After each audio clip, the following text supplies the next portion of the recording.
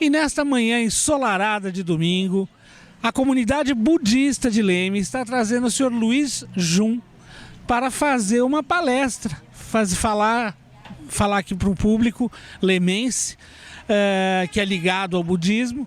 Bom dia. Bom dia. Sobre que assunto o senhor vai tratar hoje?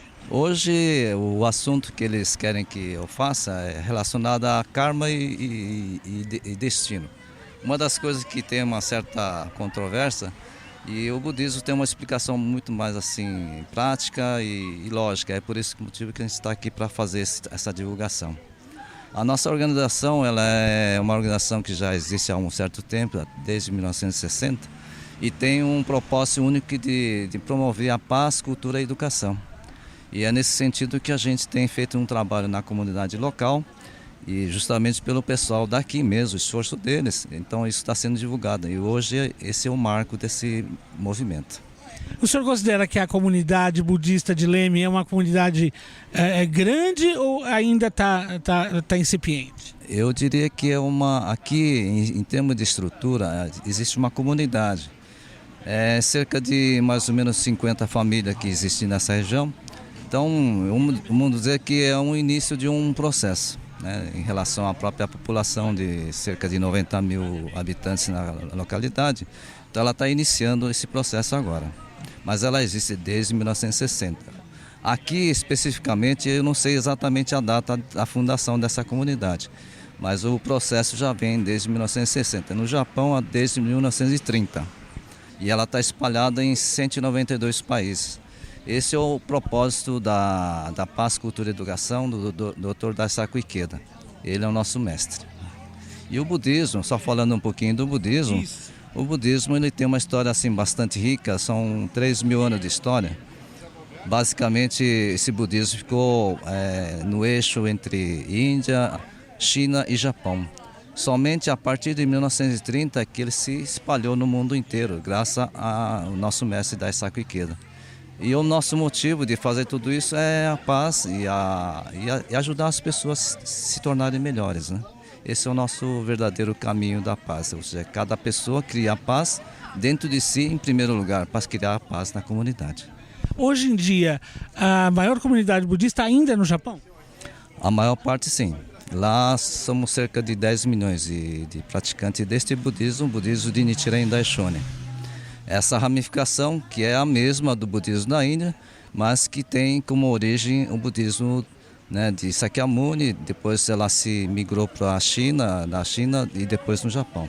É essa história que existe no mundo inteiro, todo mundo sabe dessa história, tá? E o budismo que nós praticamos é o budismo de Nichiren Daishonin, onde ele coloca que a base de tudo isso é a recitação do mantra, o Nam-myoho Renge-kyo, que é a base, que é uma lei do universo que responde por todo esse movimento que existe no universo. Ou seja, o ecossistema é gerado por esse mantra.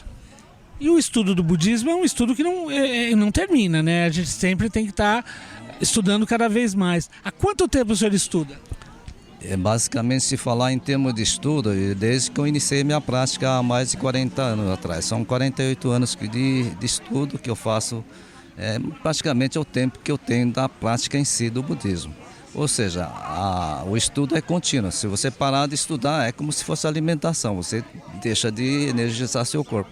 Da mesma forma que você precisa estudar para manter exatamente a clareza da importância da prática da fé, porque ela é mais pragmática, ou seja, não é uma coisa utópica, né? E ele coloca que nós conseguimos essa própria condição de iluminação fazendo um trabalho dentro de si, dentro do seu dia a dia, enfrentando as dificuldades. Dentro dessa dificuldade é que você encontra justamente a sabedoria e o insight de poder então entender como resolver esses problemas. E no final das contas, os problemas se tornam um estímulo para nós. Então o problema em si não é o problema, ele se torna a solução. O senhor falou sobre paz, né? Nós estamos muito longe de alcançar a paz? Eu diria que nós estamos muito mais próximos do que distantes. Existem vários entraves hoje no mundo inteiro, mas a grande maioria quer a paz. É nesse sentido que o nosso mestre Daisaku Ikeda, ele tem falado e estimulado a que cada pessoa construa essa paz. Tanto é que ele já dialogou com mais de 8.000 autoridades no mundo inteiro. E é nesse sentido, uma das pessoas que mais assim marcou na vida dele é o historiador inglês Arnold Toynbee. E é nele que ele coloca A Escolha à Vida, um livro que saiu através desse diálogo. E esse diálogo proporcionou ele a conhecer exatamente outras personalidades.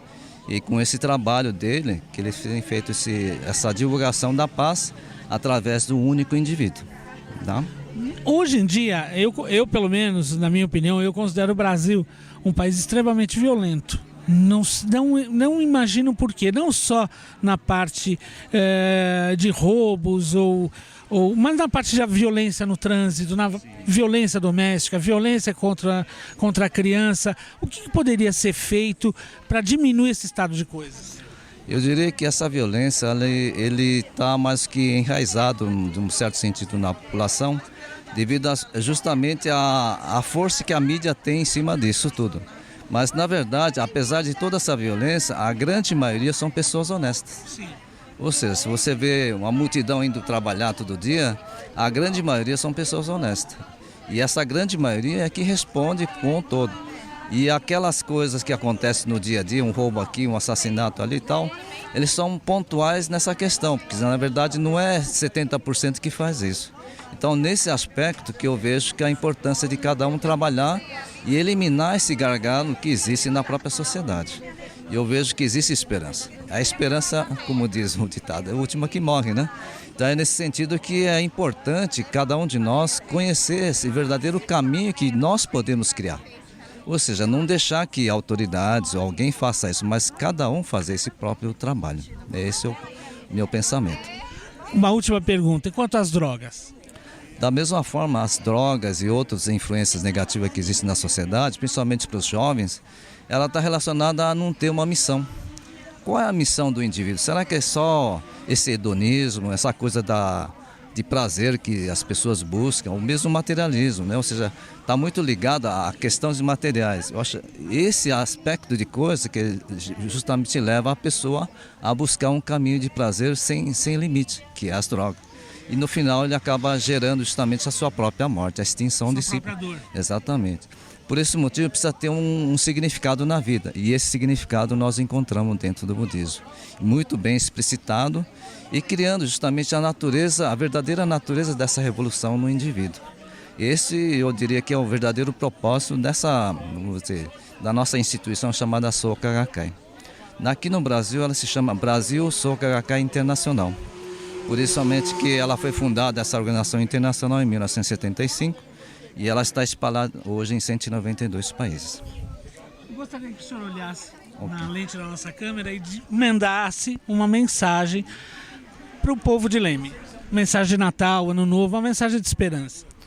Então, eu gostaria de deixar registrado aqui nesse momento que o que eu mais desejo hoje, estar presente aqui nessa palestra, é que cada uma das pessoas aqui, residente em Leme, tenha condições de encontrar esse verdadeiro caminho, que cada um possui esse potencial da iluminação e dessa forma encontrar esse caminho da paz para todos nós. Eu desejo um feliz ano novo e boa sorte a todos. Muito obrigado pela entrevista.